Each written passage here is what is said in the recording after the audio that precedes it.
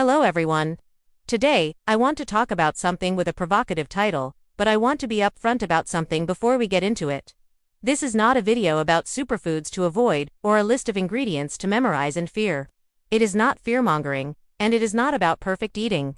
What I want to talk about today are specific categories of food, not individual ingredients, not occasional treats that the research consistently and clearly shows are doing measurable biological damage when consumed habitually, in the quantities that have become normalized in modern daily life.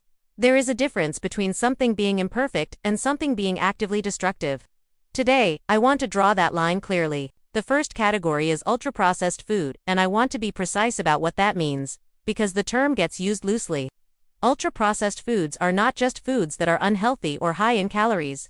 They are industrially formulated products that contain ingredients you would not find in a home kitchen: emulsifiers, artificial flavor compounds, modified starches, stabilizers, colorings, and preservatives, in combinations, specifically engineered to override your body's natural satiety signals and maximize consumption. According to research, ultra-processed food consumption is now the dominant dietary pattern across much of the developed world, and its effects on the gut go beyond simple, nutritional inadequacy. Emulsifiers found in almost every packaged food product have been shown in multiple studies to directly disrupt the gut's protective mucus layer, the first line of defense between gut contents and the intestinal lining. In one study, specific emulsifiers commonly used in processed foods produced measurable thinning of the gut mucus layer, increased bacterial translocation across the gut wall, and elevated inflammatory markers in the intestinal tissue at concentrations comparable to those found in typical daily consumption. Not high doses. Normal portions of normal foods.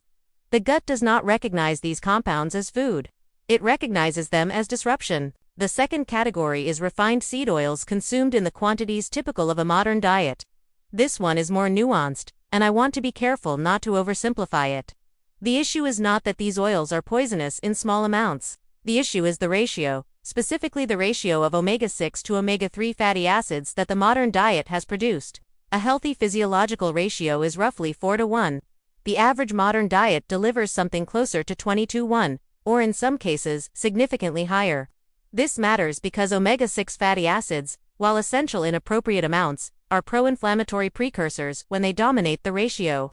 They compete with omega-3 south for the same enzymatic pathways, and when they win that competition, which they do overwhelmingly in a diet heavy in vegetable oils, fried foods, and processed snacks, the body's inflammatory baseline shifts upward. According to research, chronically elevated omega-6, 2-omega-3 ratios are associated with increased gut permeability, higher circulating inflammatory markers, disrupted gut microbiome composition, and elevated risk of functional gastrointestinal symptoms.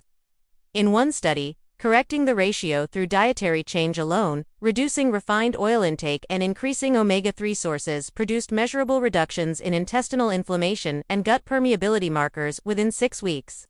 The ratio matters more than the absolute fat intake. The third category is added sugar, but specifically in liquid form. I've talked about added sugar in several previous videos, but I want to focus today on the liquid dimension, because it is the most damaging delivery mechanism and the most normalized.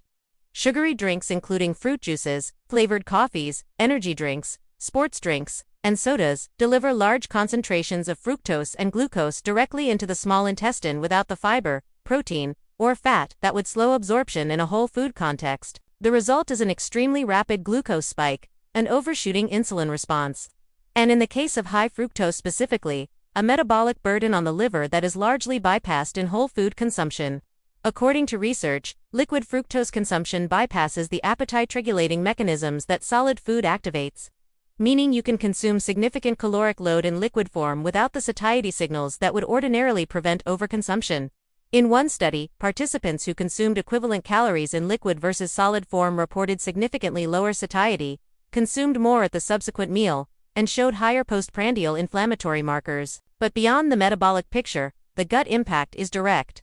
High fructose concentrations in the small intestine that are not fully absorbed, which is common when intake is high, travel to the large intestine, where they feed bacterial populations that produce gas, generate intestinal inflammation, and alter microbiome composition toward profiles associated with metabolic dysfunction. Your gut bacteria are being fed sugar water at a rate they were never designed to process. The fourth category is something almost no one talks about in gut health contexts: chronic use of non-steroidal anti-inflammatory drugs. I include this because it sits at the intersection of food, habit, and gut health in a way that deserves direct acknowledgement. NSAIDs, ibuprofen, aspirin, naproxen, are taken habitually by a significant proportion of young adults for headaches, muscle soreness, and general discomfort. They are available without prescription and carry a cultural assumption of harmlessness at low doses. I hope this gave you that clarity today. Drop a comment and tell me which category surprised you most. I genuinely want to know. If this was useful, hit the like button and share it with someone who needs to hear it.